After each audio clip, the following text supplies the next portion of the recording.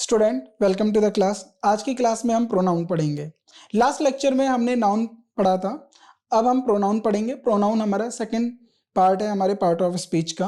और प्रोनाउन क्या होता है, क्या इसके यूजेज हैं, क्या इसके रूल्स हैं और क्या कॉन्सेप्ट और कैसे एग्जाम में क्वेश्चंस पूछे जाते हैं और अब तक क्या क्वेश्चंस पूछे गए हैं प्रोनाउन को लेकर, आज ये सारे टॉपिक्स हम प्रोनाउन में कवर करेंगे। तो शुरू करते हैं आज की क्लास। तो अब हम प्रोनाउन से शुरू करते हैं, प्रोनाउन की डेफिनेशन से। प्रोनाउन क्या होता है? अब प्रोनाउन हमारा एक ऐसे वर्ड है जो नाउन की प्लेस पे आते हैं या नाउन फ्रेज पे आते हैं। अब फ्रेज का मतलब क्या होता है? अगर नाउन के साथ कोई और भी वर्ड लिखा गया है, एक से ज्यादा वर्ड जो होते हैं वो हम उसको फ्रेज बोलते हैं। और ये फ्रेज अगर हमारी नाउन को इंडिकेटिंग करती है तो इस फ्रेज को हम नाउन फ्रेज कहते हैं। या फिर अगर सिंगल वर्ड में हमें नाउन दिया गया है तो उसको हम नाउन कहेंगे। और ये क्यों आते हैं? क्योंकि ये सेंटेंस में नाउन को लेस रिपीटेटिव बनाते हैं और साथ साथ मोर कॉन्साइज बनाते हैं सेंटेंस को, राइट। अब बार बार नाउन को यूज लिखने की जगह, उसका नाम लिखने की जगह हमारे लिए हर एक के लिए स्पेसिफिक प्रोनाउन होते हैं, हम उनको यूज कर सकते हैं किसी भी पैराग्राफ में, चाहे हम थिंग की बात कर रहे हो, प्लेसेस की बात कर रहे हो या फिर हम किसी आइडिया की बात कर रहे हैं। आगे बढ़ते हैं। अब कितने टाइप के प्रोनाउन होते हैं? अब देखिए 8 टाइप्स के हमारे प्रोनाउन होते हैं। पहला प्रोनाउन होता है हमारा पर्सनल प्रोनाउन, दूसरा डेमोन्स्ट्रेटिव, तीसरा इंटरोगेटिव, फोर्थ होता है हमारा रिलेटिव, फिर distributive, reciprocal, reflexive and emphasizing pronoun. अच्छा, इन दोनों को हमने एक ही में पढ़ लिया क्योंकि दोनों सिमिलर होते हैं, बट इनका हमारे कॉन्सेप्ट और इनका जो रूल्स होते हैं उनमें थोड़ा सा डिफरेंट होता है, तो हम इसको 7 प्रोनाउन में कंसिडर कर रहे हैं। और उसके बाद 8th होता है हमारा इंडेफिनिट प्रोनाउन। हम हर एक प्रोनाउन को कवर करेंगे, साथ ही में इनमें दिए हुए कॉन्सेप्ट, रूल्स और किस तरीके के क्वेश्चंस बेस होते हैं इन पे वो भी तैयार करेंगे। कैसे क्वेश्चन फॉर्म हुए और अब तक पूछे गए वो सारा हम इसमें डीपली कवर करेंगे। पहला कॉन्सेप्ट है हमारा और पहला प्रोनाउन आता है हमारा पर्सनल प्रोनाउंस। पर्सनल प्रोनाउन क्या होते हैं? स्टूडेंट, जो भी आप प्रोनाउन और जिस भी आप प्रोनाउन का टाइप पढ़ रहे हो उनको याद रखना है। पर्सनल प्रोनाउन जो होते हैं वो हमारे स्पेसिफिक पीपल को रिप्लेस करते हैं या थिंग्स को रिप्लेस करते हैं, लाइक इंडिकेटिंग। या देखिए, प्रोनाउन जो होते हैं वो जेंडर, नंबर और पर्सन पे डिपेंड होते हैं, राइट। अगर फेमिनिन जेंडर है उसके लिए पर्सनल जो प्रोनाउन यूज होंगे वो फेमिनिन जेंडर के होंगे। प्लूरल है, सिंगुलर है, उसके अकॉर्डिंग प्रोनाउन यूज होगा। कौन सा पर्सन है उसके अकॉर्डिंग प्रोनाउन यूज होगा। फॉर एग्जाम्पल, अब आपके यहाँ पर बात करते हैं टाइप्स ऑफ प्रोनाउंस कितने होते हैं। अब ये प्रोनाउन में हम बेसिकली पर्सनल प्रोनाउन की बात कर रहे हैं। पर्सनल प्रोनाउन के टाइप कितने होते हैं? तो पहला टाइप होता है हमारा सब्जेक्ट प्रोनाउन। ये प्रोनाउन उन नाउन्स के लिए आता है जिसके अंदर नाउन एज अ सब्जेक्ट हो। किसी भी सेंटेंस के अंदर हमने हमेशा पढ़ा था, लास्ट क्लास में नाउन में पढ़ा था कि जो हमारा नाउन होता है ये एज अ सब्जेक्ट काम करेगा या एज अ ऑब्जेक्ट काम करेगा। तो यहाँ पर सब्जेक्ट प्रोनाउन सब्जेक्ट को रिप्लेस करेंगे और या फिर हम जो डूअर को रिप्रेजेंट करते हैं, तो डूअर हो गया, सब्जेक्ट हो गया, ये हमारे सेंटेंस का ही पार्ट होता है। अब एग्जांपल क्या है इसके? I, you, he, she, it, we, they. ये जब भी इस टाइप के आपके प्रोनाउन आपको सेंटेंस में देखने के लिए मिलेंगे यानी वो हमारे सब्जेक्ट प्रोनाउन है। वो पर्सनल प्रोनाउन तो है, पर्सनल प्रोनाउन के अंदर सब्जेक्ट प्रोनाउन है। जैसे कि एग्जांपल देखिए, आई लाइक कॉफी, तो यहाँ पर आई क्या है? प्रोनाउन है, सब्जेक्ट प्रोनाउन है और ये कॉफी को पसंद करता है। She is a talented singer.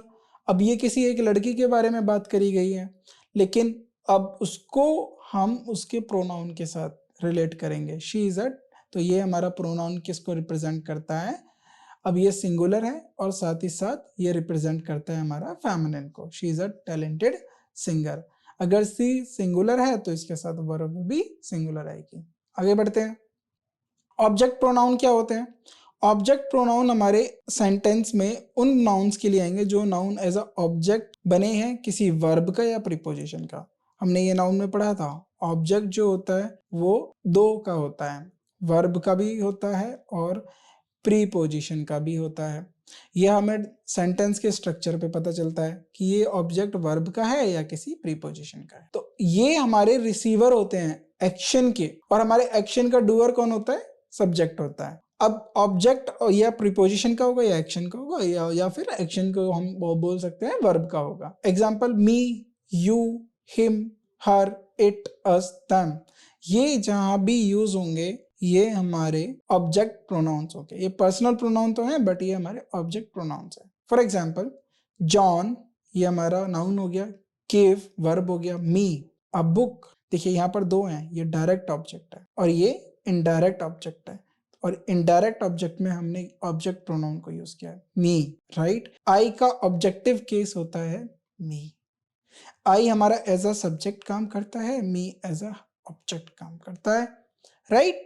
Can you pass the salt to her, to हमारा प्रीपोजिशन है, राइट, और पास करना है सॉल्ट किसी को, तो उसके लिए हमने प्रीपोजिशन का हमने, अब देखिए ऑब्जेक्ट क्या बनाया है, हर, और हर हमारा क्या है, प्रोनाउन, राइट। और हर किसका प्रोनाउन होता है, शी। अब देखिए जो हमारा शी है, शी, ये हम एज अ सब्जेक्ट यूज करते हैं और हर हम एज अ ऑब्जेक्ट यूज करते हैं। तो आगे बढ़ते हैं, अब आते हैं प्रोजेसिव प्रोनाउन। सेम हमने पॉजेसिव नाउन पढ़े थे, उनकी जगह प्रोजेसिव प्रोनाउन आ जाएंगे। प्रोजेसिव प्रोनाउन जो होते हैं वो हमारे ओनरशिप और पोजेशन को शो करते हैं, या समथिंग रिप्लेस करेंगे पॉजेसिव एडजेक्टिव को प्लस नाउन। अब देखिए दो कंडीशन होती है, एक होता है हमारे पॉजेसिव प्रोनाउन और एक होता है हमारे पॉजेसिव एडजेक्टिव। इन दोनों में स्लाइटली डिफरेंट होता है। पॉजेसिव प्रोनाउन के बाद नाउन नहीं आते, क्यों नहीं आते, क्योंकि प्रोनाउन ही नाउन की जगह आया हुआ है। लेकिन हर एक एडजेक्टिव के बाद नाउन आता है। एडजेक्टिव होते ही नाउन को क्वालिफाई करने के लिए है। किसी नाउन की विशेषता या उसको क्वालिफाई एडजेक्टिव करते हैं। तो यहाँ पर अगर कहीं हमें पॉजेसिव एडजेक्टिव दिखाए तो इसका मतलब वो उसके साथ नाउन जरूर रहा होगा। एग्जाम्पल देखिए, पॉजेसिव प्रोनाउन कौन होते हैं, mine, yours, his, her, its, ours, theirs. The blue car is mine, क्या इसके बाद आपको कोई ऑब्जेक्ट या फिर कोई नाउन दिखा है, नहीं।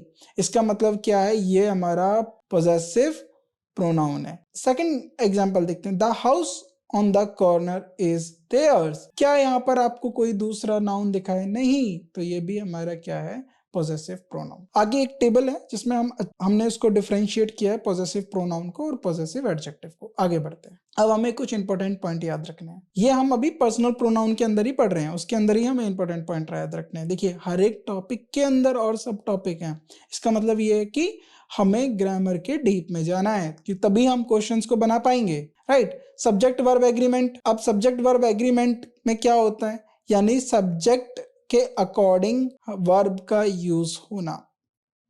इन दोनों में यूनिफॉर्मिटी होनी चाहिए। यूनिफॉर्मिटी का मतलब है अगर सब्जेक्ट हमारा सिंगुलर है वर्ब भी सिंगुलर होगी, सब्जेक्ट प्लूरल है तो वर्ब भी प्लूरल होगी। देखिए ये जो छोटी छोटी बातें हैं ना, इनको आपको याद रखना है। Ensure that subject pronoun agrees with the verb in number, singular और plural. For example she likes to read, she यहाँ पर क्या है, सिंगुलर, और लाइक्स क्या है, सिंगुलर वर्ब। लाइक जो होता है ये हमारी प्लूरल फॉर्म होती है, और जब हम एस लगा देते हैं ये हमारी सिंगुलर बन जाती है। She likes to read, they like to read, अब दे हमारा क्या है, प्लूरल, अब वर्ब कैसी होगी, प्लूरल, तो लाइक इसलिए प्लूरल यूज किया गया है। जेंडर, अब नाउन अपने जेंडर के भी अकॉर्डिंग आएगा। अब हमने आपको बताया था ही, शी, राइट, इट, तो अगर ही जो जनरली देखा होगा आपने मैस्कुलिन, मेल, राइट, तो इसको हम बोलते हैं ये हमारा मैस्कुलिन होता है,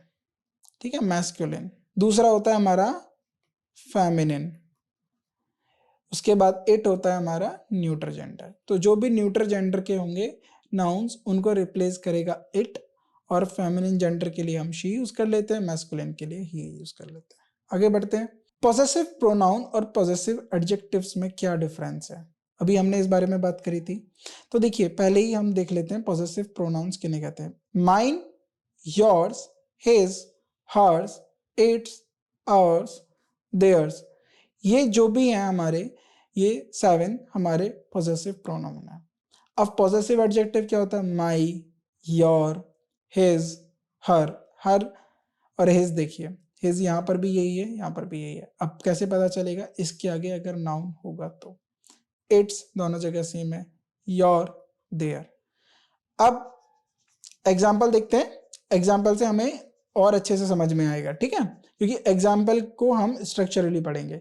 दिस इज माई बुक। अब देखिए, दिस इज माई बुक, माई इधर अंडरलाइन करेंगे और बुक क्या होता है, नाउन होता है। अब माई के साथ बुक आ गया, यानी नाउन आ गया। अब माई के साथ बुक आ गया यानी नाउन आ गया, तो अब आप जरा ध्यान से देखेंगे, अब माई जो है वो हमारा प्रोनाउन नहीं बचा, क्योंकि प्रोनाउन था किस लिए, प्रोनाउन नाउन को रिप्लेस करने के लिए था, बट यहाँ पर ऑलरेडी नाउन आ गया, तो ये बुक को क्वालिफाई कर रहा है, बुक क्वालिफाई कर रहा है। बुक किसकी है, बुक उसकी है, माई मेरी बुक है, तो बुक को क्वालिफाई कर रहा है, इसलिए यहाँ पर ये हमारा पॉजेसिव एडजेक्टिव हो गया। द बुक इज माइन, अब ये पोजेशन शो कर रहा है बुक के ऊपर, द बुक इज माइन। तो अब इसके बाद कोई हमें नाउन मिला, नहीं मिला, तो माइन हमारा क्या होता है, प्रोनाउन होता है। तो हमेशा याद रखिएगा, माई के बाद नाउन मिलेगा, माइन के बाद कुछ नहीं मिलेगा, कुछ नहीं मिलेगा, राइट। माइन हमारा नाउन को रिप्लेस करता है, okay. Agreement with antecedent, antecedent क्या होते हैं, मान लीजिए मैंने एक वर्ड लिखा, ये वर्ड इस वर्ड को फॉलो अप कर रहा है, यानी इस वर्ड और इस वर्ड में एक रिलेशन है, यानी इसका एग्जिस्टेंस अपने पिछले वाले वर्ड पे डिपेंड करता है। तो इसीलिए ये ए और बी, जो ए है वो एंटीसीडेंट है बी का, right. To ensure that personal pronoun agree with its antecedent in gender and number, तो हमें ये इंश्योर करना है कि पर्सनल प्रोनाउन अपने जेंडर और नंबर के एंटीसीडेंट को इंश्योर करें या फिर उसके अकॉर्डिंग यूज हो। फॉर एग्जाम्पल जॉन, अब मैं ये कहूँ जॉन, हम मोस्टली मेल का नाम होता है, तो यहाँ पर जो प्रोनाउन होगा वो उसके लिए ही यूज होगा, तो यहाँ पर ही आया, इसके लिए एंटीसीडेंट हुआ जॉन। मैस्कुलिन, मैरी, एंटीसीडेंट हुई शी की, ये हमारा फेमिनिन नेम दिया है, ठीक है। तो हमें ये जरूर याद रखना है, नंबर और उनके जेंडर को फॉलो करें प्रोनाउन। केस, अब ये बहुत इंपॉर्टेंट है, केस हमने पढ़े थे, subjective case, objective case, possessive case, इसके अकॉर्डिंग हम नाउन यूज करेंगे। अब एग्जांपल कैसे यूज करेंगे, शी इनवाइटेड, सब्जेक्ट है, इनवाइटेड वर्ब हुई, किसको, अगर हम ये बोलते हैं यहाँ पर शी इनवाइटेड ही, ये गलत हो जाता, क्योंकि गलत, ये हम सब्जेक्ट के लिए यूज करते हैं और हिम हम ऑब्जेक्टिव केस के लिए यूज करते हैं। तो यहां पर जो वर्ब है इनवाइटेड, इसका कोई ना कोई ऑब्जेक्ट होगा, ऑब्जेक्ट कौन है, हिम, तो इसीलिए यहां पर हिम आएगा, इसका ऑब्जेक्टिव केस होगा। To the party, he is very happy with his new car, with his new car, तो विद हमारा क्या हो गया, प्रीपोजिशन। अब ये हमारा पॉजेसिव प्रोनाउन, राइट। आगे बढ़ते हैं। Example, the case of personal pronoun, अब हमारे सिंगुलर और प्लूरल दो टाइप के नाउन हो गए, फर्स्ट पर्सन यानी फर्स्ट पर्सन, राइट, और इनके लिए सब्जेक्ट यूज होता है आई। देखिए 3 पर्सन होते हैं, first person, second person, third person. First person हम स्पीकर के बोलते हैं, सेकंड पर्सन हम लिसनर की बात कर रहे थे, थर्ड पर्सन यानी जिनके बारे में बात की जाती है उनको हम बोलते हैं, राइट। तो अब हम ये और डीप में जाके पढ़ेंगे सेंटेंस स्ट्रक्चर में। तो अभी हम यहाँ पर देखते हैं, अगर हम मेरे फर्स्ट पर्सन है तो आई होगा, और प्लूरल में फर्स्ट पर्सन है, सब्जेक्ट वी होगा, राइट। आई का ऑब्जेक्ट मी बनेगा, वी का ऑब्जेक्ट अस बनेगा। पॉसेसिव एडजेक्टिव, आई का माई बनेगा, वी का योर बनेगा, माइन बनेगा, योर्स बनेगा। This table is very very much important, यह आपको याद रखना है। सेकंड पर्सन यू होता है, यू के लिए ऑब्जेक्टिव केस भी यू होगा, पॉसेसिव एडजेक्टिव भी यू होगा, पॉसेसिव प्रोनाउन योर्स होगा। पॉसेसिव एडजेक्टिव के बाद याद रखिएगा नाउन जरूर आएगा, इसके साथ नाउन नहीं आएगा, नाउन नहीं आएगा। थर्ड पर्सन, अगर हम सिंगुलर की बात करते तो ही, शी, इट, इनका ऑब्जेक्ट क्या बनता है, ऑब्जेक्टिव केस। अगर ये सब्जेक्टिव केस है तो ये हमारा ऑब्जेक्टिव केस है, हर, हिम, इट। पॉसेसिव एडजेक्टिव क्या होगा, हर, हिज, इट्स। पॉसेसिव प्रोनाउन क्या होगा, हर्स, हिज, देयर्स, यानी इसके बाद नाउन नहीं आएगा, इनके बाद नाउन आ सकता है, हर बुक एग्जाम्पल के तौर पे। प्लूरल थर्ड पर्सन, इसमें दे यूज होता है, दे, दैम, देयर, देयर्स। तो इस टेबल को याद रखना है, टेबल में दो तीन चीजें इंपॉर्टेंट है, एक तो इनका पर्सन, पहला पर्सन किसके लिए, सेकंड पर्सन किसके लिए, थर्ड पर्सन किसके लिए, फिर इनका प्लूरल फॉर्म। जब आप प्लूरल फॉर्म कर लेंगे तो सब्जेक्ट में ये क्या यूज होते हैं, ऑब्जेक्ट में कौन से यूज होता है, प्रोनाउन यूज होता है, और पॉजेसिव एडजेक्टिव्स क्या हैं इनके, और पॉजेसिव प्रोनाउन क्या है। मैं दोबारा रिपीट करता हूं, पॉजेसिव एडजेक्टिव्स के साथ नाउन आता है, पॉजेसिव प्रोनाउन के साथ नाउन नहीं आता है, याद रखना है हमें। अब आते हैं हमारे डेमोन्स्ट्रेटिव प्रोनाउन। डेमोन्स्ट्रेटिव प्रोनाउन क्या होते हैं, ये हमारे सेकंड टाइप ऑफ प्रोनाउन है। ऐसे प्रोनाउन जो पोजीशन बताएं, पॉइंट करें किसी पोजीशन को या स्पेसिफिक पीपल को, प्लेस को, थिंग को और आइडियाज को। For example, they indicate relative distance, ये अपने स्पीकर के साथ रिलेटिव डिस्टेंस इंडिकेट करते हैं उस नाउन की जिसके लिए ये यूज हो रहे हैं। स्पीकर और लिसनर के साथ उनकी रिलेटिव डिस्टेंस यूज करते हैं। कैसे? अब हमारे 4 डेमोन्स्ट्रेटिव प्रोनाउन है, this, that, these, those, right. This, that, these, those, ये हमारे 4 डेमोन्स्ट्रेटिव प्रोनाउन है। अब ये किस तरीके से रिलेट करेंगे, हम आगे बढ़ते हैं। दिस एंड दीज, दिस जो है वो सिंगुलर नाउन को रेफर करेगा, सबसे पहले हमें ये याद रखना है, और दीज हमारा प्लूरल नाउन को रेफर करेगा। पहला इनका डिफरेंट पॉइंट हो गया, ये हमारा डिफरेंशिएट कर लिया हमने पहले पॉइंट को लेकर। और दिस हमेशा क्लोजर होता है, क्लोज टू द स्पीकर। जब भी हम दिस का रेफरेंस यूज करेंगे, इसका मतलब वो वस्तु या वो बात या वो पर्टिकुलर पर्सन जिसके बारे में ये बात हो रही है वो हमारे क्लोज होगा, स्पीकर के क्लोज होगा। और दीज में वो प्लूरल थिंग्स जिसके बारे में हम बात कर रहे हैं वो हमारे स्पीकर के क्लोज होंगी। तो ये दोनों क्लोजनेस को दिखाते हैं, बट दिस हमारा सिंगुलर के लिए यूज होता है, राइट, ये सिंगुलर के लिए, ये हमारे प्लूरल के लिए। दिस बुक इज इंटरेस्टिंग, यानी ये बुक जो है हमारे स्पीकर के क्लोज होगी। These pens are new, suppose उसकी डेस्क पे कोई पेन रखे होंगे 7-8 पेन, तो स्पीकर ने बोलेगा दीज पेन, इंडिकेट किया है उन्होंने, पॉइंट किया उनकी पोजीशन को कि वो पेन नहीं है। दैट एंड दोज, दैट जो होता है हमारा सिंगुलर नाउन के लिए यूज होता है, राइट, सिंगुलर नाउन के लिए यूज होता है, और दोज हमारा प्लूरल नाउन के लिए यूज होता है।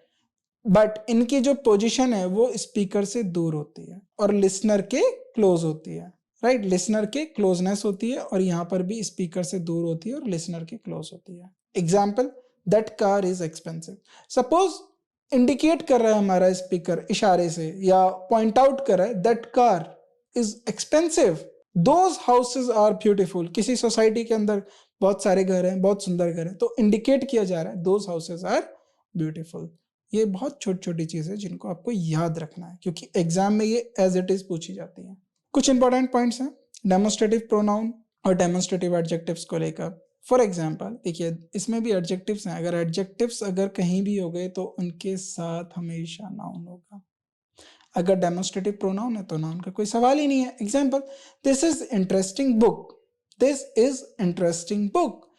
क्या यहाँ पर दिस के साथ कोई नाउन आया है? नहीं, ये बुक को रेफरेंस में दिया गया है, इंटरेस्टिंग बुक, ये इसको रेफरेंस कर रही है, ये इसको इंडिकेट कर रहा है, ये उसकी पोजीशन को इंडिकेट कर रहा है, वो किसी पर्टिकुलर बुक के बारे में बात की जा रही है। This interesting book is mine, possession है माइन।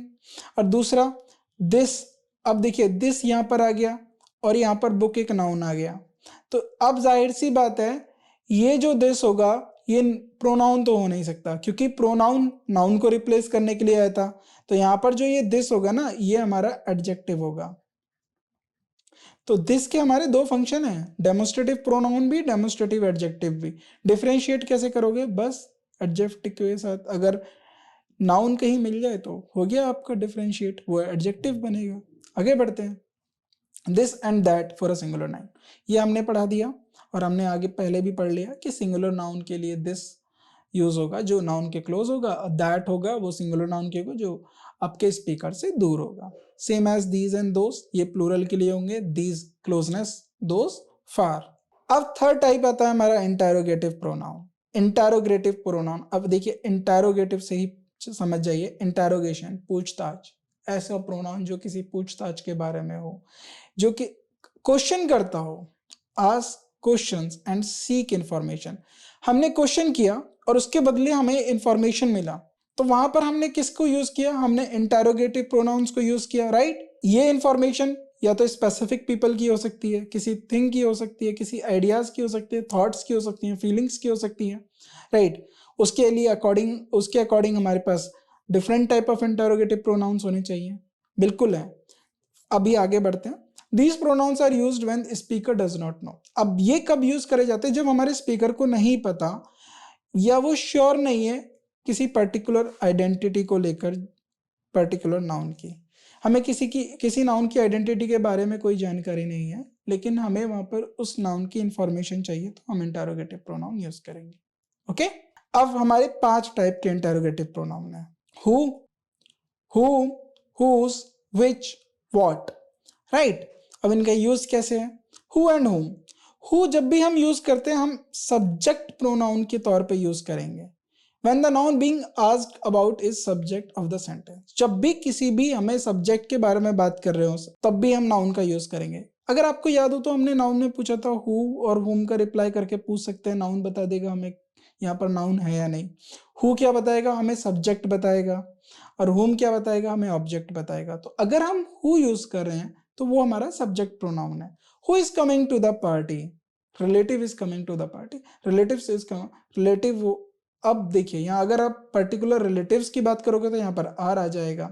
अगर आप यहाँ बोल दो Ram is coming to the party, तो राम के लिए हमें क्वेश्चन करना है, हमें नहीं पता कौन आ रहा है पार्टी में, लेकिन हमें इंफॉर्मेशन चाहिए पर्टिकुलर पर्सन की, तो इसलिए हमने हु यूज कर लिया। अगर यहाँ पर हम इसका आंसर कर दें Ram is coming to the party, तो राम यहाँ पर क्या बन गया, सब्जेक्ट। अब राम की जगह हमने क्या यूज कर दिया, होम। अंडरस्टैंड। होम कब होता है, होम जब हमारा ऑब्जेक्ट प्रोनाउन की बात कर रहे हो, जब भी हम किसी सेंटेंस के अंदर ऑब्जेक्ट की बात कर रहे हो, राइट। तो ऑब्जेक्ट किसका, या प्रीपोजिशन का या किसी वर्ब का। Whom did you invite to the party. अब आपने किसी को इनवाइट किया है, अब क्वेश्चन पूछा जा रहा है किसको इनवाइट किया है, तो जो इनवाइट हुआ है ये उसके लिए हुआ है, राइट। सपोज आप कह दो Ram, you invited Ram to the party, right. You invited Lakhan to the party. तो फॉर एग्जाम्पल आप कुछ भी यूज कर सकते हैं, कोई भी नाम हो सकता है, लेकिन वो नाम जो है ये आपका इनवाइट के लिए है, राइट। ये आपको याद रखना है। हुज हमारा पोजेशन शो करता है, पोजेशन और ओनरशिप शो करता है किसी समथिंग की, राइट। किसी भी आर्टिकल की। Whose book is this, question किया जा रहा है ये बुक किसकी है, पोजेशन बताइए। This books belongs to him और एनीवन। तो ये जो हुज है यहाँ पर पोजेशन को शो करता है, राइट। विच किसको यूज करता है, विच हमें चॉइसेस देता है, और राइट या अल्टरनेटिव्स बताता है किसी स्पेसिफिक ग्रुप से। अब पूछा जाए आपको कौन सी बुक पसंद है, which books do you like to read, तो अब बहुत सारी बुक की कैटेगरी में से आपसे पूछा गया which colour do you prefer, आप कौन सा कलर प्रेफर करते हैं टू राइट, लिखने के लिए। तो अब यहाँ पर हमने क्या करा, हमने कलर्स की कैटेगरी में से हमने एक पूछ लिया, राइट। तो जब भी हम चॉइस या अल्टरनेटिव्स की बात करते हैं तब हम विच का यूज करते हैं। वॉट हम यूज करते हैं कभी हम किसी थिंग के बारे में बात कर रहे हो, आइडिया की बात कर रहे हो, एक्टिविटीज के बारे में बात कर रहे हो, जब हमें इंफॉर्मेशन चाहिए। What is your favourite movie, so वो हम पूछना चाहते हैं, हम आंसर चाहते हैं, हम उससे इंफॉर्मेशन चाहते हैं कि आपकी फेवरेट मूवी कौन सी है। सो जब भी इस तरीके के क्वेश्चंस आएंगे, जब हमें थिंग्स, आइडियाज, थॉट्स, एक्टिविटीज के बारे में जानकारी हो, तो हम वर्ड जाएंगे। अब कुछ इनके इंपॉर्टेंट पॉइंट्स और रूल्स होते हैं। पहला होता है subject verb agreement. Subject verb agreement ये बार बार रिपीट होता है, तो ये इसलिए इंपॉर्टेंट है क्योंकि हमें हमेशा याद रखना है सब्जेक्ट और वर्ब का रिलेशन एक साथ रहे। Pay attention to the subject verb agreement when using interrogative pronouns in questions. अब interrogative pronoun what is your name, अब क्या है व्हाट इज योर नेम, तो यहाँ पर सिंगुलर सब्जेक्ट की बात हो रही है। विच बुक्स आर योर्स, अब ये पूछा गया विच बुक्स, यानी यहाँ पर प्लूरल की बात हो रही है, इसलिए यहाँ पर जो होगा आर, यहाँ पर हमने वर्ब जो है प्लूरल लिया, तो इसका आंसर हमेशा प्लूरल आएगा, इसका जो आंसर आएगा वो प्लूरल होगा, राइट। चॉइस एंड अल्टरनेटिव्स की बात करेंगे तो हम विच को यूज करेंगे, राइट। जब भी हम किसी स्पेसिफिक ग्रुप से अपनी चॉइस या अल्टरनेटिव या ऑप्शंस पूछा जाता है, तो विच ड्रेस डू यू लाइक, तो अब ये क्वेश्चन है, ये तो बहुत सारी ड्रेसेस होंगी उनके पास, उनमें से किसी एक को पूछा गया कि आप किसको पसंद करते हो, उसके लिए विच होगा। पोजेशन के लिए हुज यूज होगा। अब हुज के साथ हमारा नाउन का कॉम्बिनेशन होगा, right, possessive adjective plus noun, इसको रिप्लेस कर देता है। अगर हमारा पोजेसिव एडजेक्टिव और नाउन हो जाए, उसकी जगह हम हुज यूज कर सकते हैं। Whose car is parked outside, whose car, यानी इस कार पे किसका पोजेशन है। अब वो बताएगा कि दिस इज माई कार। सो यहाँ पर आप क्या पूछा गया है कि देखिए ये पोजेसिव हो गया, हुज का पोजेशन शो कर रहा है, राइट। हुम और हुम, अब देखिए हु और हुम के बीच में डिफरेंशिएट मैंने बता दिया। अब सब्जेक्ट प्रोनाउन है, ये आपका ऑब्जेक्ट के लिए यूज होता है, राइट। अब ये हमारा फंक्शन बताता है नाउन का कि वो क्वेश्चन जब पूछा जाएगा वो करेक्ट फॉर्म में होगा या नहीं होगा। For example, who wrote the letter, अब पूछा जा रहा है कि लेटर किसने लिखा है। अब हु रोट द लेटर ये सब्जेक्ट है, वर्ब हो गई हमारी रोट, राइट, तो रोट का सब्जेक्ट बना हु।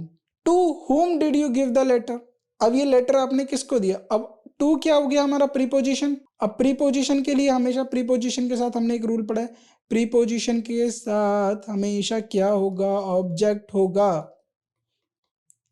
वो नाउन हो सकता है या प्रोनाउन हो सकता है, क्योंकि ऑब्जेक्ट और सब्जेक्ट ये दोनों ही बनते हैं नाउन और pronoun. So whom did you give the letter, to whom, अब जाहिर सी बात है प्रीपोजिशन का हमेशा ऑब्जेक्ट आएगा, राइट। अब आता है फोर्थ, आता है हमारा रिलेटिव प्रोनाउन। रिलेटिव प्रोनाउंस क्या होते हैं। रिलेटिव प्रोनाउन हमारे इंट्रोड्यूस करते हैं रिलेटिव क्लॉजेस को, विच प्रोवाइड एडिशनल इन्फॉर्मेशन, जो हमें एडिशनल इन्फॉर्मेशन दे किसी नाउन के बारे में, नाउन फ्रेज के बारे में, जो पहले से ही मेंशन्ड है। कैसे, अब इनके लिए ध्यान से देखिए, हम वही यूज कर रहे हैं, हु यूज कर रहे हैं, हुम यूज कर रहे हैं, हुज यूज कर रहे हैं, विच यूज कर रहे हैं, दैट यूज कर रहे हैं, बट अब यूज करने का थोड़ा कॉन्सेप्ट बदल जाएगा, थोड़े रूल्स बदल जाएंगे।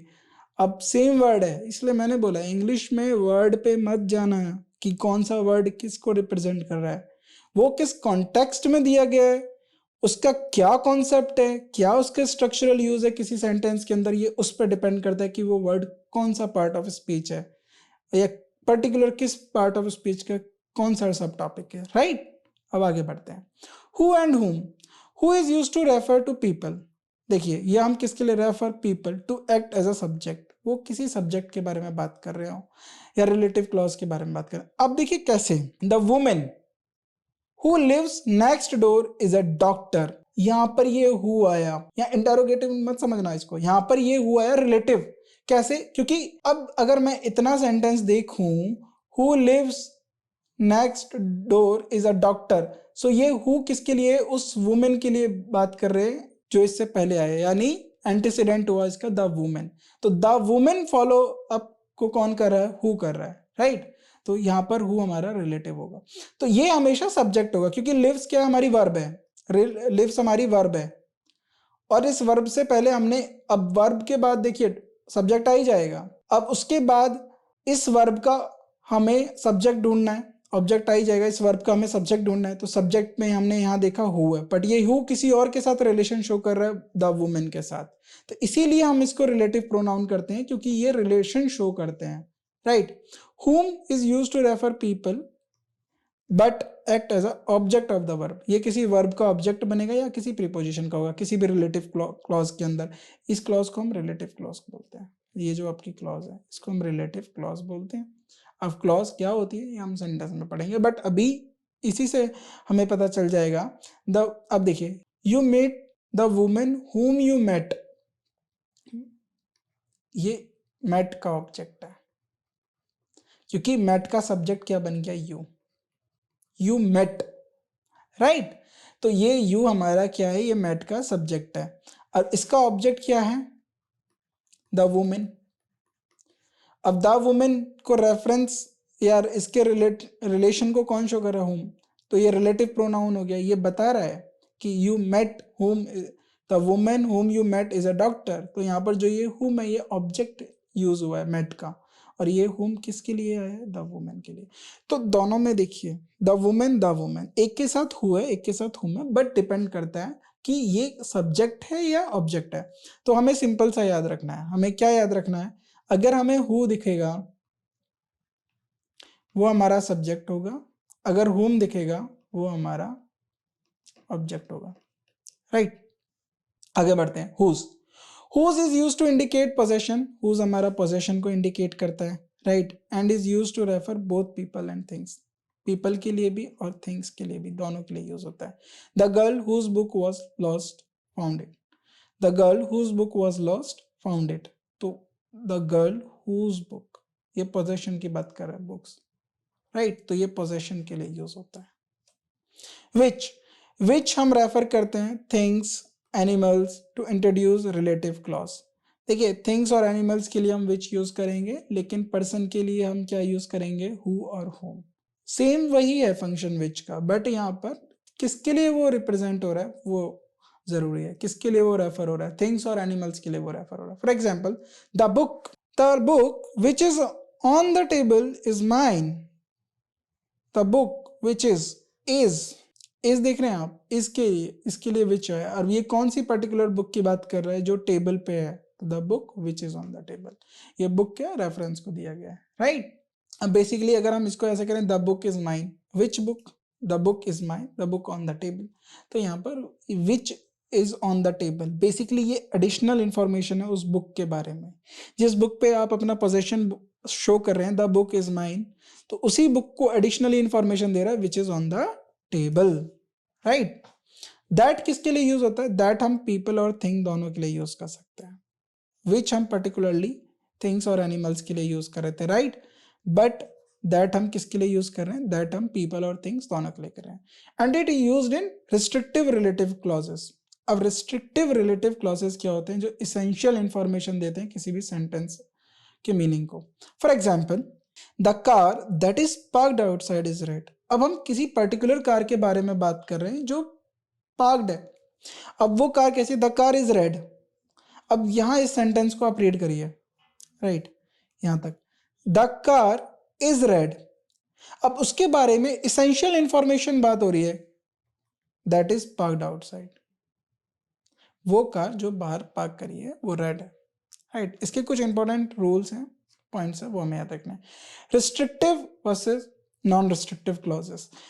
पहले नॉन रिस्ट्रिक्टिव क्लॉजेस वो होते हैं जो हमें एक्स्ट्रा इंफॉर्मेशन प्रोवाइड करते हैं, बट उनको अगर हम ओमिट कर दें, omit without changing the meaning of the main sentence, अगर हम ओमिट कर देंगे तो जो सेंटेंस का मेन मीनिंग है ना उसमें कोई चेंज नहीं आएगा।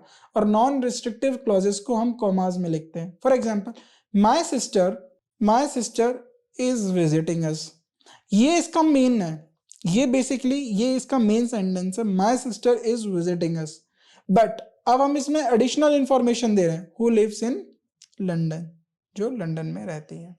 ये हमारी नॉन रिस्ट्रिक्टिव क्लॉज हो गई, ये एडिशनल इंफॉर्मेशन हो गई। रिस्ट्रिक्टिव क्लॉजेस क्या होते हैं, जो इसेंशियल इंफॉर्मेशन देते हैं, that is necessary to understand the main sentence. और वो इसेंशियल इंफॉर्मेशन जो हमें मिल रही है वो हमें इंपॉर्टेंट है, उसकी नेसेसरी है, क्योंकि हम उससे मेन सेंटेंस को समझेंगे, और इनको हम कॉमा से सेपरेट नहीं करते। The book that is on the table is mine, तो ये पर्टिकुलरली जिस बुक की बात कर रहे हैं उसकी जो एडिशनल इंफॉर्मेशन या हम एसेंशियल इंफॉर्मेशन दी है वो है that is on the table. तो मेन सेंटेंस हो गया the book is mine, right, main sentence ये हो गया हमारा द बुक इज माइन, और इसकी एडिशनल इंफॉर्मेशन क्या होगी, that is on the table. ये हमारे रिस्ट्रिक्टिव क्लॉजेस हो गए। जो भी आप एक एक पढ़ रहे हैं स्लाइड्स में वो बहुत इंपॉर्टेंट है एग्जाम पॉइंट ऑफ व्यू से, आपको याद रखना है। देखिए दैट अभी अभी हमने दोनों पढ़े, अगर आपने नोटिस किया हो तो यहाँ पर हमने हु का यूज किया नॉन रिस्ट्रिक्टिव में, और यहाँ पर रिस्ट्रिक्टिव में हमने दैट का यूज किया। Same that is used for restrictive clauses which is used to non restrictive clauses। अगर हम particular किसी thing की बात करें, the house that is painted blue is beautiful, तो ये restrictive है, ये इसकी कंपलसरी है, हम इस बारे में जरूर बात करेंगे। जो ब्लू हाउस पेंट किया है वही ब्यूटीफुल है, the house which is painted blue is beautiful। यहाँ पर ये एडिशनल इंफॉर्मेशन है। अब देखिए दोनों को यूज करने का तरीका है, दोनों सेंटेंस हैं, दोनों आपको सेम मीनिंग कन्वे करेंगे, बट एक सेंटेंस में जो पेंटेड ब्लू है वो हमारा इसेंशियल इंफॉर्मेशन है, और जिस सेंटेंस में विच इज पेंटेड ब्लू है ये हमारा एडिशनल इंफॉर्मेशन है। द हाउस इज ब्यूटीफुल ये इंपॉर्टेंट है, बट अब विच इज पेंटेड ब्लू ये हमारा एडिशनल हो गया, ये हमें चाहिए नहीं चाहिए कोई बात नहीं, बट हमारा जो द हाउस इज ब्यूटीफुल है वो important. The house that is painted blue is beautiful. अब यहाँ पर क्या है, अगर आपने यहाँ पर चेंज कर दिया इसमें तो इसका मीनिंग चेंज हो जाएगा, क्योंकि यहाँ पर पर्टिकुलर उस हाउस की बात हो रही है जो ब्लू ही पेंट है, राइट, वही ब्यूटीफुल है। समझे इस चीज को? चलो आगे बढ़ते हैं। एग्रीमेंट विद एंटीसीडेंट, बिल्कुल, अगर ए और बी है, बी इसका फॉलोअप है, तो बी को एग्री करना चाहिए ए के साथ, राइट। ये अपने नंबर और जेंडर को एग्री करने चाहिए, इनको इंश्योर होना चाहिए जो प्रोनाउन आगे जाके जिस वर्ड के लिए यूज करा गया रिलेटिव प्रोनाउन वो अपने नंबर और जेंडर के साथ सिमिलर हो, अदरवाइज वो एरर होगा। अगला आता है हमारा distributive pronoun. Okay, fifth distributive pronoun. Distributive pronoun जो होते हैं हमारे, वो इंडिविजुअल मेंबर्स और आइटम को एम्फसाइज करते हैं rather than group as a whole. तो ये इंडिविजुअल मेंबर को एम्फसाइज करते हैं, इंडिविजुअल मेंबर या आइटम्स को। अब कौन से हमारे डिस्ट्रीब्यूटिव प्रोनाउंस होते हैं वो हमें देखने हैं। Each, every, either, neither, none, anyone, ये हमारे 6 डिस्ट्रीब्यूटिव प्रोनाउंस हैं, राइट। अब इनका कैसे यूज होता है वो हम देखते हैं। पहले ईच। ईच जो होता है हमारा एवरी इंडिविजुअल मेंबर की बात करता है किसी भी ग्रुप के अंदर, और वो हमारा सिंगुलर नाउन हम उसको ट्रीट करते हैं। It emphasizes that action or quality applies separately to each member। तो ये उस एक्शन और क्वालिटी को emphasize करता है, वो हर एक मेंबर पे सेपरेटली अप्लाई की हो, राइट। हम बेसिकली एक्शन और क्वालिटी की बात कर रहे हैं। Each student must complete the assignment। तो ये हर एक स्टूडेंट के लिए हमने बताया गया है कि हर एक को असाइनमेंट कंप्लीट करना है। तो यहाँ पर एम्फसाइजेस क्या है कि असाइनमेंट कंप्लीट करना है, ईच, हर एक के लिए, ग्रुप में है, ये ग्रुप के हर एक मेंबर के लिए है, और यहाँ पर हम एक्शन और क्वालिटी को एम्फसाइज करते हैं। आगे बढ़ते हैं। एवरी, एवरी हम इंडिविजुअल मेंबर्स को करते हैं, ईच भी हम इंडिविजुअल के लिए करते हैं, बट यहाँ पर हम सिंगुलर और प्लूरल दोनों टाइप के प्रोनाउन के लिए यूज होते हैं। ईच हम सिंगुलर के लिए यूज करते हैं, लाइक ईच जो था हमारा एम्फसाइज करता है इंडिविजुअल कंसिडरेशन को ऑफ ईच मेंबर। यहाँ पर हम प्लूरल के लिए भी यूज कर सकते हैं। Every student in the class pass the exam. So यहाँ पर every student is student in the class pass the examination. तो यहाँ पर इंपॉर्टेंट क्या है कि यहाँ पर स्टूडेंट, सारे स्टूडेंट्स ने एग्जाम को पास कर दिया। Each student in the class pass the exam, तो पास्ड, हर एक बच्चा पास हो गया। यहाँ पर पास्ट को ज्यादा अगर हम देखें जाए तो एम्फसाइज किया जाएगा अगर हम यहाँ ईच लगाते हैं तो, right. Either, use either typically involve choices between two options. अगर कहीं भी आपको दो ऑप्शंस की बात करें तो आप इधर का यूज करेंगे, either. It is used as a determiner, pronoun और एडवर्ब। तो ये इधर जो है हमारा डिटर्मिनर, प्रोनाउन और एडवर्ब तीनों की तरह यूज किया जाता है। कैसे? इधर बुक विल डू। मान लीजिए किसी ने पूछा कि मेरे लिए कौन सी बुक अच्छी रहेगी इंग्लिश में, और उसके पास दो बुक है, there are two books. Suppose हम एक कंडीशन को एज्यूम करते हैं। अब आपने पूछा किसी से कि इनमें से कौन सी बुक इंग्लिश के लिए अच्छी रहेगी, तो उन्होंने बोला इधर बुक विल डू, दोनों बढ़िया रहेंगे, कोई सी भी एक ले लो। यू कैन चूज इधर वन ऑफ देम, आप उनमें से कोई भी एक ले सकते हैं। अब यहाँ पर देखिए, अब एक और मैं पढ़ता हूँ, अभी बताएंगे यहाँ पर डिटर्मिनर में यहाँ कौन सा डिटर्मिनर है, कौन सा प्रोनाउन है। I can't decide between the red shirt and the blue shirt, I like इधर।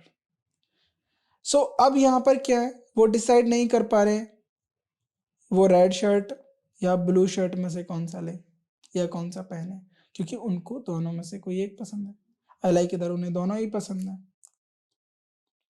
तो अब यहाँ पर देखिए, आइदर बुक विल डू, इसका मतलब क्या है, बुक नाउन, और इसके साथ हमारा आया है इधर।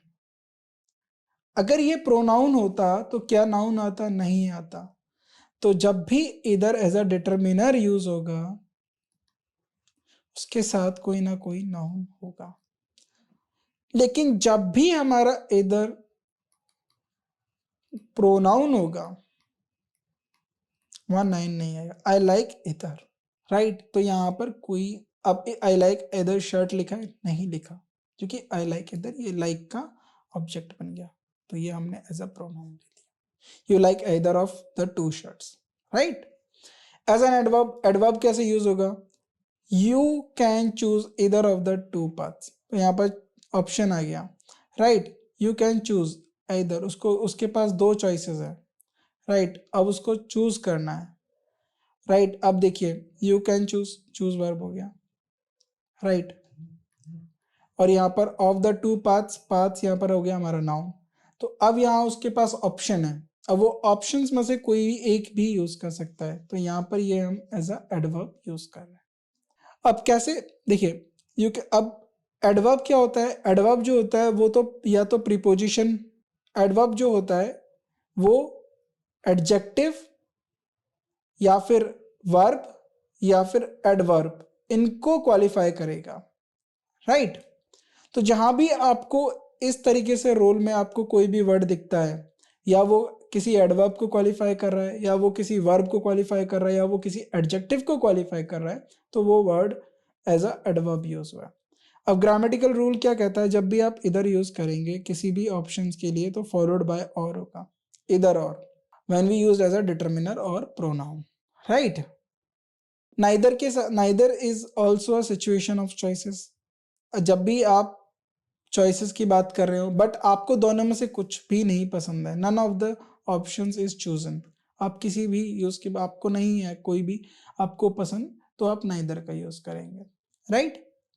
अब नाइदर बुक इज सुटेबल, अब उसने क्वेश्चन किया कि कौन सी बुक अच्छी रहेगी इंग्लिश के लिए। अब मान लीजिए वो पता नहीं कोई दूसरी बुक्स लिए है, तो आंसर आया नाइदर बुक इज सुटेबल, यानी दोनों ही सुटेबल नहीं है। वहां आइदर बुक विल डू था, कोई एक भी काम कर देगी, यहाँ पर दोनों ही नहीं है तो नाइदर आएगा। I don't like either of the ice cream flavours, neither appeals to me. अब ये देखिए एज अ प्रोनाउन यूज हुआ है। अब यहाँ पर उन्होंने बोला कि उनके पास कोई दो आइसक्रीम फ्लेवर्स होंगे, उन्होंने बोला कि उन्हें वो दोनों ही पसंद नहीं है। क्यों? क्योंकि दोनों में से उनको कोई अपील नहीं करता, उन्हें कोई खाने के लिए फील नहीं करता है, कि क्रेविंग्स नहीं देता है। Both flavours are not appealing, right. उनसे उनको खाने की क्रेविंग्स नहीं होती हैं। तो यहाँ पर नाइदर मतलब दोनों चॉइसेस में से मना कर दिया कि उन्हें दोनों में से कोई पसंद है।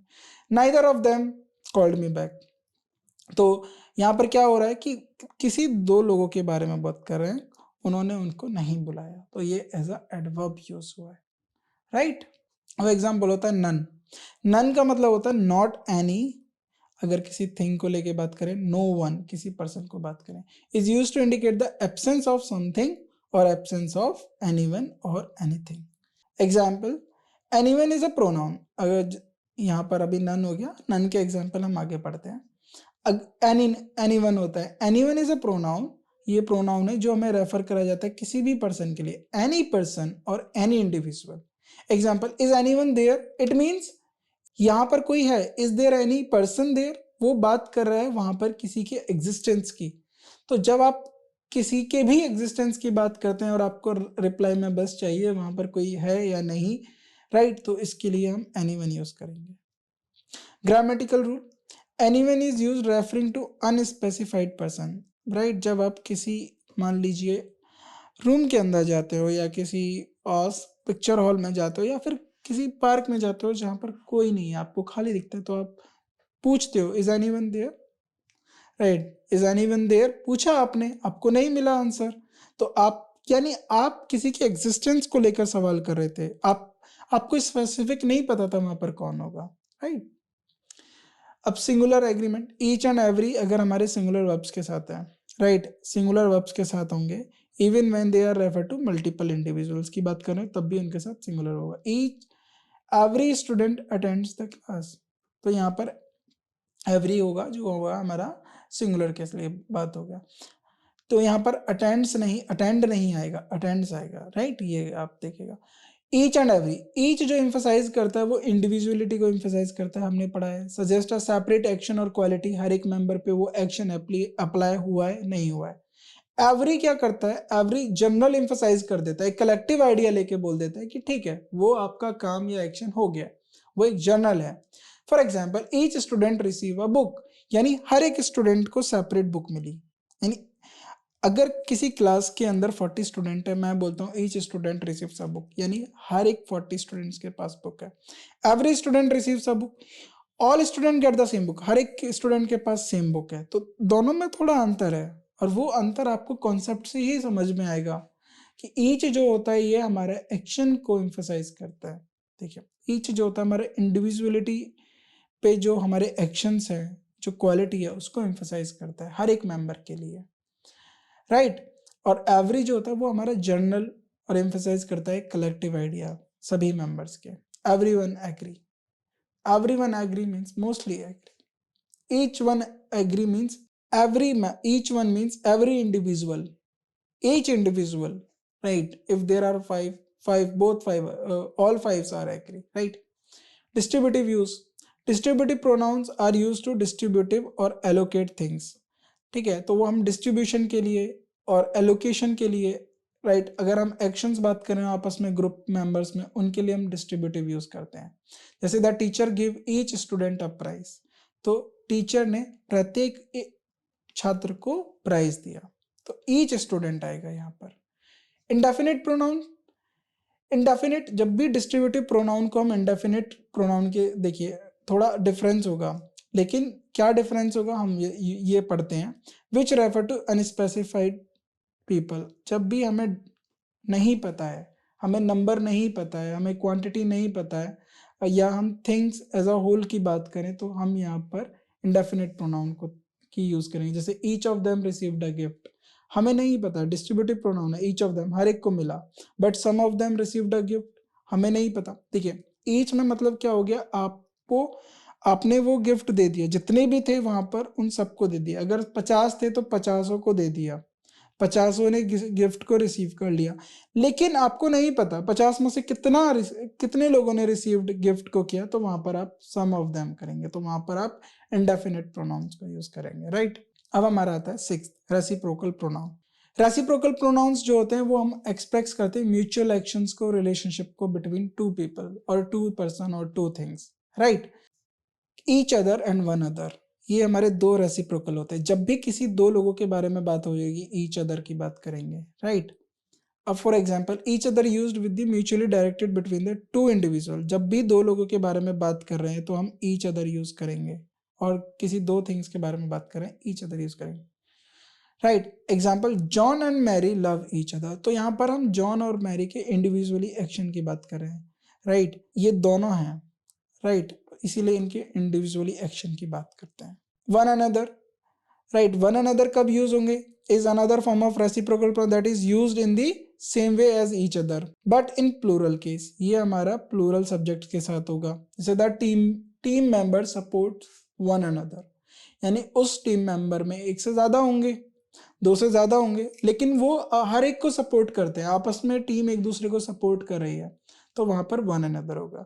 लेकिन कभी भी दो पर्टिकुलर इंडिविजुअल की बात करेंगे तो वहां पर ईच अदर होगा। Agreement with plural subject, reciprocal pronoun like each other और वन अनदर यूज करे जाएंगे प्लूरल सब्जेक्ट। जैसे friend, the friends help each other, तो फ्रेंड्स अपने साथ एक दूसरे की हेल्प कर रहे हैं, राइट। तो यहाँ पर फ्रेंड्स हमारा क्या हो गया, प्लूरल हो गया। अब दो दोस्तों की बात करें जो आपस में एक दूसरे की हेल्प करते हैं, the friends help each other. Mutual action और रिलेशनशिप को शो करेंगे। रेसिप्रोकल प्रोनाउन जो होते हैं हमारे एक्शन रिलेशनशिप को शो करते हैं, राइट। किसी भी सब्जेक्ट के बीच में जो रेसिप्रोकेटेड उनका रिलेशनशिप है और एक्शन है उसको शो करेंगे। Two sisters often talk to each other, यानी जो दो बहनें हैं वो ऑफन टॉक, राइट, कम बात करते हैं, right. They the talking is mutually between the two sisters, तो दो सिस्टर्स के बारे में बात कर रहे हैं। रिफ्लेक्सिव प्रोनाउंस क्या होते हैं, ऐसे pronoun, type of a pronoun used when the subject and the object of the sentence of the same person और अ थिंग। आपने कोई काम किया, ठीक है, अब आपने वो काम किया, रिसीव भी आपने वो कर लिया, उस कंडीशन में आप रिफ्लेक्सिव प्रोनाउन को यूज करेंगे। एग्जाम्पल, सो देखिए, they are use to reflect the action back on to the subject. आप सपोज आपने सब्जी काटी और आपने गलती से अपना हाथ काट लिया, तो आपने एक्शन किया कट करने का और रिसीव भी आपने करा, तो I cut my self, right. तो ये होते हैं हमारे रिफ्लेक्सिव प्रोनाउन जिनके पीछे हम सेल्फ सिंगुलर, और अगर हम प्लूरल कंडीशन में बात करें तो सेल्व्स। सिंगुलर रिफ्लेक्सिव प्रोनाउन के होते हैं myself, yourself, himself, herself, itself. Plural reflexive pronoun होते हैं ourself, yourself, themselves. Example, I hurt myself while playing. अब उसने खुद को हर्ट कर लिया, यानी अब हर्ट ऐसा होता है तब वो खेलते वक्त उन्होंने खुद को ही हर्ट कर लिया, यानी उन्होंने अपने खुद के एक्शन को ही रिसीव कर लिया, इसलिए यहाँ पर रिफ्लेक्सिव प्रोनाउन होगा, right. He praised himself in front of the mirror. अब मिरर में वो मिरर प्रैक्टिस कर रहे हैं, तो वो अपने आप को ही प्रेज कर रहे हैं, तो इसीलिए वो अपने एक्शन को ही खुद रिसीव कर रहे हैं, तो इसीलिए यहाँ पर रिफ्लेक्सिव प्रोनाउन होगा। एम्फसाइजिंग प्रोनाउन, एम्फसाइजिंग प्रोनाउन जो होता है हमारे इंटेंसिव प्रोनाउन होते हैं, right. It is also known as intensive pronoun.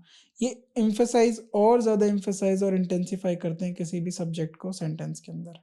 और emphasizing pronouns can never stand alone as a subject। वो सब्जेक्ट एज अलोन नहीं रहेंगे, राइट। वो हमेशा अपने सब्जेक्ट के साथ होंगे। ये भी सेल्फ और सेल्फ्स के साथ यूज होते हैं, right. Same my self, yourself, himself, herself, but यहाँ पर इनका यूज बदल जाएगा, कॉन्सेप्ट बदल जाएगा। Example, I myself saw the accident happen. अब देखिए वो एम्फसाइज कर रहा है कि उसकी प्रेजेंस थी वहां पर जब ये एक्सीडेंट हुआ, तो वो अपनी प्रेजेंस को शो कर रहा है। I myself saw the accident, मैंने खुद ने वो एक्सीडेंट देखा, तो यहाँ पर मेन क्या है, उसकी प्रेजेंस, इसीलिए उसने वहां पर my self emphasising pronoun intensify use करा, एम्फसाइजिंग प्रोनाउन यूज करा। I saw the accident happen, ये भी सही है, बट वो एम्फसाइज कर रहा है खुद की प्रेजेंस को। They themselves complete the entire the project. इसका मतलब क्या, एंटायर द प्रोजेक्ट, इसका मतलब क्या, मतलब ये है कि उन्होंने खुद ने ही वो सारा प्रोजेक्ट कर लिया, उन्होंने किसी और की नीड नहीं लिया, किसी और की हेल्प नहीं लिया। तो यहाँ पर प्रोजेक्ट को पूरा करने के लिए, कंप्लीट करने के लिए जो एम्फसाइज किया गया है, उन्होंने वो खुद किया है, तो इसलिए यहाँ पर themselves होगा, right. They completed the entire project, ये भी ठीक था, बट उनको वो एम्फसाइज करना था कि नहीं ये हमने ही किया है, तो इसीलिए यहाँ पर themselves होगा। इंपॉर्टेंट पॉइंट्स एंड रूल्स क्या है reflexive pronoun as a object. तो reflexive pronouns as a object use होंगे जब action, when the action is performed by one on the same person और the thing. She cut herself, ये cut, अब देखिए cut हमारी वर्ब हो गई, ये इसका ऑब्जेक्ट हो गया हरसेल्फ। व्हाइल कुकिंग, तो ये अपने एक्शन को खुद ही रिसीव कर रहे हैं, तो वहां पर reflexive pronoun as a object use होंगे। Emphasizing pronoun as a emphasizes होते हैं, मैंने आपको बताइए प्रेजेंस या किसी पर्टिकुलर हैपनिंग को एम्फसाइज कराते हैं, तो इसीलिए वहां पर हम एज अ एम्फसाइजिंग प्रोनाउंस को यूज करते हैं। I myself will handle the situation, it means ये उसकी कैपेबिलिटी बताती है, ये स्पीकर की कैपेबिलिटी बताती है कि वो खुद ही इतना एबल है कि वो उस, या कैपेबल है वो उस सिचुएशन को हैंडल कर सकता है। I will handle the situation, ये भी ठीक है, बट वो emphasize कर रहा है, so but it is not necessary for the sentences grammatical structure, तो ये भी याद रखना है, यहाँ पर माई सेल्फ को इसलिए ऐड किया है। Placement of pronoun, reflexive and emphasizing pronouns placed immediately after the subject, ये सब्जेक्ट के बाद यूज करे जाते हैं, और used as a object of verbs और प्रीपोजिशंस, राइट। हमें तो ये याद रखना है कि ये ऑब्जेक्ट की प्रीपोजिशन, ऑब्जेक्ट किसका बनता है, वर्ब्स और प्रीपोजिशन का, जब भी ऑब्जेक्ट होगा या किसी वर्ब या प्रीपोजिशन के बाद होगा, राइट, नहीं तो ये सब्जेक्ट के बाद यूज किए जाएंगे। Children enjoyed themselves at the party. See, children enjoyed verb है themselves, तो यानी वो खुद एंजॉय कर रहे हैं पार्टी में, right. He spoke to himself, preposition, इसका object himself, reflexive pronoun. I myself, subject के साथ कोई प्रोनाउन आया है तो ये एम्फसाइजिंग प्रोनाउन होगा, ओके। इंडेफिनिट प्रोनाउन हमने पहले भी डिस्कस किया था। इंडेफिनिट प्रोनाउन का वो टाइप है जिसमें स्पेसिफिक पर्सन और थिंग और अमाउंट के बारे में हमें पता नहीं है, इन जनरल हम बात करते हैं। Instead they refer to non specific और अननोन एंटिटीज। अब इसके कुछ कॉमन टाइप है, जैसे समवन, फॉर एग्जांपल एनीवन, ये किसी एनी पर्सन के लिए यूज होता है, समवन सम पर्सन के लिए, एनीवन और नोबडी नो पर्सन के लिए, no one. Everyone every person के लिए, समबडी सम पर्सन के लिए, right, somebody. For example, someone left their umbrella in the office. अब जो है यहाँ पर पता नहीं है हमें, राइट, वो अम्ब्रेला किसी ने रख दिया है ऑफिस में। Nobody knows the answer to the question. किसी को भी उसका आंसर नहीं पता है, कोई स्पेसिफिक नहीं है, लेकिन हम इन जनरल बोल रहे हैं नहीं पता है, हमें वो पर्टिकुलर थिंग हमें जो है स्पेसिफिक नहीं है, राइट। आगे प्लूरल इंडेफिनिट प्रोनाउन होते हैं हमारे सेवरल, फ्यू, मैनी, बोथ। अभी हमने पढ़ा था सेवरल, जब हमने पढ़े थे नाउन में होते हैं मोर देन वन को रिप्रेजेंट करते हैं बट नॉट स्पेसिफिक।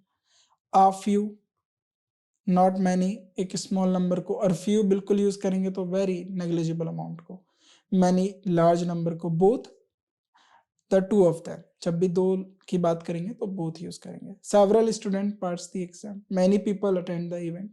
तो यहाँ पर देखिए सेवरल क्या है, यहाँ पर ये हमारा नाउन हुआ है, तो यहाँ पर हमें नंबर की नहीं पता बट इंडेफिनिट नंबर को लेके चल रहा है। ऑल द होल नंबर और अमाउंट, ऑल जो होता है हमारे होल नंबर और अमाउंट को रिप्रेजेंट करता है, सम अनस्पेसिफाइड नंबर और अमाउंट को रिप्रेजेंट करता है, एनी वन, सम और all without specifying which, any किसी को भी रिप्रेजेंट करता है, नन नॉट एनी को। All of the cake was eaten, तो जो भी केक था all of the cake was eaten, तो ये सिंगुलर बात कर रहा है, यानी सारा केक खा लिया गया।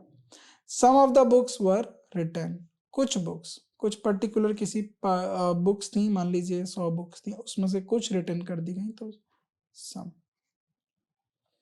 Everyone, every person, everything, everything हर एक वस्तु के लिए, एवरीबडी एवरी पर्सन के लिए यूज होगा। Everyone was present in the meeting, यानी every person present in the morning. Everything is ready for the event, यानी everything is ready for the event. Basically ये हमारे इंडेफिनिट अमाउंट को show करता है, हमें नहीं पता था कि कितनी चीजें हमें तैयार करनी है इवेंट के लिए, बट हमने बोल दिया everything is ready for the event, right. Subject verb agreement, हमेशा ये याद रखना है कि जो सिंगुलर वर्ब है उनके साथ सिंगुलर सब्जेक्ट होंगे, और जो हमारी प्लूरल वर्ब है उनके साथ प्लूरल सब्जेक्ट होगा। Everyone is here singular, some of the cake has been eaten singular, क्योंकि सम देखिए अगर आप कहीं भी देखिए तो ये इसके लिए यूज हुआ है ये। Several students were absent, plural. We use one versus ones. One is used when pronoun refer to a singular noun, और once जब यूज होता है जब plural noun के बारे में बात कर रहे हो। I wanted the red shirt, not the blue one. तो यहाँ singular की बात कर रहा है, उसको red shirt चाहिए, blue वाली नहीं। These shoes are too tight. I need bigger ones. यानी वो दोनों shoes की बात कर रहा है, right? तो इसीलिए यहाँ पर ये plural हुआ है। अब नाउन में किस टाइप के क्वेश्चंस पूछे जाते हैं, ये इंपॉर्टेंट है। अब हमें आइडेंटिफाई करना है नाउन कौन सा है। In the sentence she loves her dog, what type of noun, she हमारा कौन सा नाउन है, पर्सनल नाउन है, right. John and Mary are siblings, अगला है replace the underline words. John Mary are siblings, he is older than Mary, तो Mary को replace करना है। देखिए जॉन के लिए ही यूज हुआ पर्सनल प्रोनाउन, मैरी के लिए भी पर्सनल प्रोनाउन होगा, और हमने पता है नाउन अपने एंटीसीडेंट को फॉलो करते हैं, तो जेंडर फेमिनिन है तो यहाँ पर हर होगा। Complete the sentence, each student should bring, क्या करेंगे यहाँ पर, प्लूरल आएगा या सिंगुलर आएगा, own pen to the exam, तो यहाँ पर सिंगुलर आएगा, राइट, हिज ओन पेन। अगला agreement with antecedent, the team is celebrating. अब देखिए टीम यहाँ पर कलेक्टिवली सेलिब्रेट कर रही है, तो team is a singular antecedent, तो यहाँ पर आएगा it's victory. Neither of the boys have completed their homework, error find करनी है। नाइदर हमने पढ़ा था, नाइदर जब भी होता है एज अ सिंगुलर यूज होता है, तो इसके साथ वर्ब भी सिंगुलर होगी, हैज, क्योंकि ये हम सिंगुलर यूज करते हैं। अब देखिए इसमें हमें नाउन का केस पता करना है। The teacher asked, asked verb हो गया, अब वर्ब के बाद उसका कोई ना कोई सब्जेक्ट होगा to present the project, right. अब आई है, यहाँ पर आई का ऑब्जेक्टिव केस लगेगा, आई का ऑब्जेक्टिव केस क्या होता है, me. The teacher asked me to present the project. Indefinite pronoun क्या होता है, अब यहाँ पर हमने इंडेफिनिट प्रोनाउन पढ़े थे, dash of the student pass the exam, यहाँ पर आप एवरी लिख सकते हो, every student pass the exam, तो यहाँ इंडेफिनिट में हमने एवरी पढ़ा था। Some of the students pass the exam, ये भी करेक्ट है क्योंकि इंडेफिनिट है। The student distributive and reciprocal pronoun, the student help with their assignment, तो अब आपने डिस्ट्रीब्यूटिव और रेसिप्रोकल, अब स्टूडेंट हेल्प कर रहे हैं किसकी, each other. The student helped each other with their assignments. Relative pronoun, the book dash I read last week was fascinating. तो यहाँ पर रिलेटिव प्रोनाउन है तो हम यहाँ पर दैट यूज करेंगे, राइट? इस बुक का रिलेशन शो कर रहा है दैट। अगर हम यहाँ पर दैट ना यूज करें ना तो भी ये सही है। The book I read last week was fascinating. बहुत सारे सेंटेंस में दैट को हम छुपा के रखते हैं, हम लिख भी देंगे, कोई एरर नहीं होगी। Emphasising I do it myself, right? So ये हो गया हमारे। अब हम क्वेश्चंस प्रैक्टिस करते हैं। अब एक्सरसाइज, कुछ क्वेश्चंस जो हमारे एग्जाम में रिपीटेडली पूछे जाते हैं, राइट? अब question 1, being a day of national mourning the office were closed and the national flag flew half mast. जब भी नेशनल मॉर्निंग होती है तो हमारे झंडे जो है आधे झुका दिए जाते हैं, राइट? तो ऑफिस बंद थे। तो अब यहाँ पर हमें प्रोनाउन में गलती ढूंढनी है। अ day of national morning, being. देखिए जब भी आप सेंटेंस की शुरुआत करते हैं तो बीइंग नहीं आएगा, यहाँ पर आएगा it. It a day of national mourning the office were closed and the, क्योंकि वो पर्टिकुलर उस डे के बारे में बात कर रहे हैं जब ये सब घटना हुई थी। अगला, the principal looks very worried because students are on strike for the last 15 days as a project as a protest against his disciplinary action against some miscreants। अब इसमें देखिए एरर ढूंढना है। द प्रिंसिपल, ये हमारा सब्जेक्ट हो गया। Looks, singular subject singular verb, very worried, right? क्यों? Because students, plural subject plural verb, are on strike, ये प्रीपोजिशन के साथ आया। For the last 15 days, days हमारा फॉर प्रीपोजिशन का ऑब्जेक्ट हो गया। 15 और डेज सही है, लास्ट 15 days के बारे में। As a protest against his disciplinary action against some miscreants and miscreants, इनके अगेंस्ट उन्होंने कोई डिसिप्लिनरी एक्शन लिया था, उसके अगेंस्ट प्रोटेस्ट हो रहा है स्टूडेंट का। इस पार्ट में कोई एरर नहीं है। अगर आप देखेंगे ये सारे के सारे रूल्स फॉलो करता है। अब ये क्वेश्चन मैंने उन्हीं को बेसिकली उन्हीं रूल्स पे दिया है जो रूल्स हमने पढ़ लिए हैं, और वो रूल सारे फॉलो हो रहे हैं, इसमें कोई एरर नहीं है। अगला question, it is necessary for us to familiarise with and get used to the ways of people among whom we live। देखिए जब आप फैमिलियराइज होते हैं ना, आप फैमिलियराइज इसमें खुद को कर रहे हैं, राइट? तो आप इसमें फैमिलियराइज खुद को कर रहे हैं, तो यहाँ पर फैमिलियराइज के बाद आएगा it is necessary for us to familiarise our self. हम खुद को फैमिलियराइज कर लें, right? With and get use to the way of people among whom we live. तो यहाँ पर अगर हम किसी सिचुएशन में अपने आप को ढाल रहे हैं, राइट, तो उसके लिए हम खुद पे वो एक्शन अप्लाई कर रहे हैं, राइट? वो एक्शन हमारा खुद के लिए है, तो इसीलिए यहाँ पर आवर सेल्फ आएगा, राइट? Ourself, right? तो इसका आंसर आ जाएगा ourself. Question number 4, neither praise nor blame seem to affect him. अब देखिए ब्लेम और प्रेज उसको कोई अफेक्ट नहीं कर रहा है, तो यहाँ पर चॉइस है, और चॉइस भी ऐसा है कि नेगेटिव है, दोनों में से कोई भी नहीं। तो जब भी नाइदर यूज होता है तो ये हमारा सिंगुलर यूज होता है, तो यहाँ पर सीम्स होगा, ये हमें याद रखना है। 4, इसके बाद 5, every one of the boys love to ride. अब every one of the boys, अब देखिए पूरे बॉयज में से प्रत्येक एक के बारे में बात हो रही है, तो जब प्रत्येक एक के बारे में बात हो रही है तो यहाँ पर जो वर्ब है वो यहाँ पर सिंगुलर आ गई, क्योंकि ये हमारा सिंगुलर प्रोनाउन है। ये हमारा क्या है? Singular pronoun, singular pronoun, right? अगर आप यहाँ पर देख रहे हो, यहाँ पर सब्जेक्ट और वर्ब एग्रीमेंट का ही यूज हो रहा है और किसी का यूज नहीं हो रहा है, तो इसलिए मैंने बोला था कि सब्जेक्ट वर्ब एग्रीमेंट बहुत जरूरी है। लव्स होगा। He asked whether either of the brother were at home. He asked, उसने पूछा कि ब्रदर, इधर मीन्स अब बात कर रहा है। अब देखिए यहाँ ब्रदर में से इधर, दोनों में से कोई एक भाई। अब जब हम इधर लेके हम दोनों में से किसी एक को लेकर बात कर रहे हैं, तो ये हमारा जो है सब्जेक्ट क्या हो गया? ये हमारा सिंगुलर हो गया। जब हमारा सिंगुलर हो गया तो ये हो जाएगा हमारा was. I am glad that you are here I am glad subject, ये हमारा प्रोनाउन हो गया। ग्लैड खुश है, that you are here, so इसमें कोई भी एरर नहीं है, तो no error. Being a rainy day, हमें एरर मिल गई, हमने लास्ट क्वेश्चन डिस्कस किया था, जब भी ऐसे शुरुआत होगा इट आएगा, it a rainy day, rainy day, और उसके बाद फॉलो अप है, we do not feel like going out और doing anything except playing chess in our room. तो यहाँ पर बीइंग, यहाँ पर प्रोनाउन, यहाँ पर करेक्ट प्रोनाउन जो होगा वो यहाँ पर इट होगा, right. It is not difficult to believe that a man who has lived in this city, तो क्वेश्चन नंबर 9 को देखते हैं हम। It is not difficult to believe that a man who has lived in this city for a long time, he will never feel at home anywhere else in the world, no error। अगर आप किस question में देखेंगे ना, ये one of the toughest question होता है pronoun का। अब आप इसको पूरा डिटेल में देखिए, it is not difficult, right, it is not difficult, ये हमारा प्रोनाउन हो गया।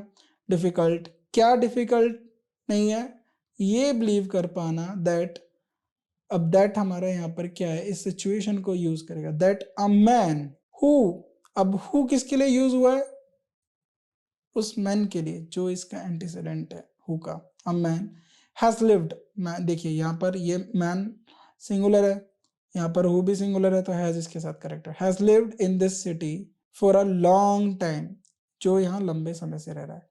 He will never feel at home anywhere, he will never feel at home anywhere else in the world. ठीक है, ये सेंटेंस ऑन गोइंग है, और यहाँ पर जब हमने बोल दिया who has lived in this city for a long time will never feel at home anywhere else in the world, तो यहाँ पर हम ये यूज नहीं करेंगे।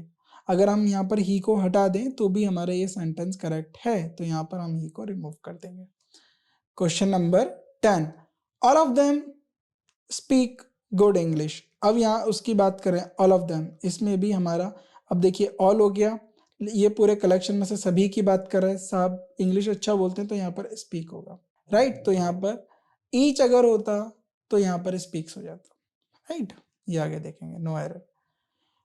Of the many problems that confronts the leaders of the world, none are, अब none है, ये ध्यान से देखना, none are of grave consequences then the problem of saving the normal race from the extension, right. तो इस पूरे sentence में हमने देखा नन का यूज हुआ, और नन हमने अभी पढ़ा, तो नन हमारा सिंगुलर होता है, इसके साथ सिंगुलर वर्ब आएगी, यहाँ पर इज आएगा, राइट।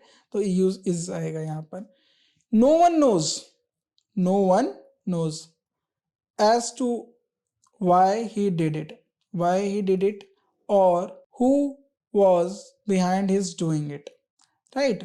सो अब ये बात कर रहे हैं कि किसी को भी नहीं पता कि उसने ऐसा क्यों किया और उसके पीछे कौन था। नो वन नोज, अब नो वन देखिए सिंगुलर है, इसके साथ नोज आया, ठीक है। why he did it, as to why he did it, ये भी ठीक है। और who was behinding, who singular है, was behinding, ये भी ठीक है, तो इसमें नो एरर है, right. 13, somebody who I enjoy reading is Tagore, no error। देखिए enjoy reading, ये वर्ब आ गया, enjoy reading, right। so he enjoy कर रहा है, ये हमारा वर्ब आ गया।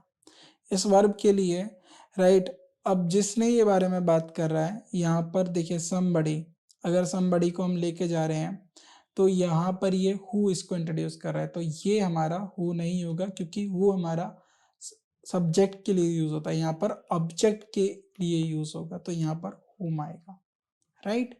इस वर्ब के लिए हुम आएगा, हुम, somebody whom I enjoy reading is Tagore, right. तो यहाँ पर ये ऑब्जेक्ट बना है एंजॉय का, whom in place of who। I'm tired of my boss, said the mother, both of them, I'm tired of my boys, said the mother, both of them keep quarreling all the time, right now also they are quarreling with one another, no error। अब देखिए, I'm tired of my boys, said mother, both of them keep quarreling all the time, right now also they are quarreling with। जब भी ऐसी कोई situation होती है और जहाँ पर दो लोगों के बारे में बात करी जा रही है, वहां पर each other आएगा, राइट। यहाँ पर ये एरर थी, ये हमने ठीक कर ली। Last question, the legendary hero has laid down his precious life for our country. The legendary hero, यहाँ पर हमारा ये आ गया हमारा सब्जेक्ट और ये हमारा एडजेक्टिव, राइट, ये हमारा article. Has laid down his precious life, ये करेक्ट है क्योंकि इसको हमने एज अ ऑब्जेक्टिव केस लिया है। फॉर आवर कंट्री, ऐसा इस सेंटेंस में कोई भी एरर नहीं है क्योंकि हमने जो भी रूल्स पढ़े ये उन सबको फॉलो करता है, राइट। तो यहाँ पर हम प्रोनाउन को खत्म करते हैं और उसके बाद मिलते हैं नेक्स्ट क्लास में। Thank you.